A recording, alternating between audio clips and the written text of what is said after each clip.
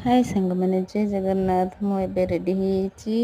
ରଜରେ ତ ଫାଷ୍ଟ ରଜ ଦିନ ଯାଇପାରିଲିନି ଶାଶୁଘରକୁ। ଆଜି ସେକେଣ୍ଡ ରଜରେ ଯାଉଛୁ। ଆମେ ବାହାରିକି ରେଡ଼ି ହେଇଗଲୁଣି, ଯାଉଛୁ ଆମେ ଏବେ। ଏଇଟା ହେଉଛି ଆମର ମହାନଦୀ ଓଭର ବ୍ରିଜ୍। ବହୁତ ଗରମ ହେଉଛି ବି ଆଜି। ଖରା ନାହିଁ କିନ୍ତୁ ବହୁତ ଗରମ ହେଉଛି। ଏଇଟା ହେଉଛି ତମର ରାସ୍ତା, ଗୋଟେ ଗାଁ ରାସ୍ତା, ଖାଲି ପାହାଡ଼ ଜଙ୍ଗଲ ଦେଇ ଯିବାକୁ ପଡ଼ିବ।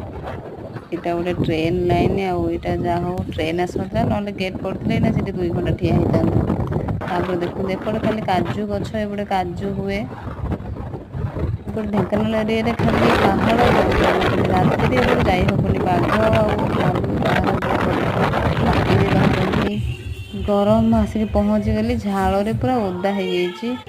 ଏବେ ଆସିକି ପହଞ୍ଚିଗଲି। ମୋ ରୁମ୍ କେମିତି ହେଇକି ପଡ଼ିଛି ପୁରା, ମୁଁ ରହୁନି ନା ଏଠି।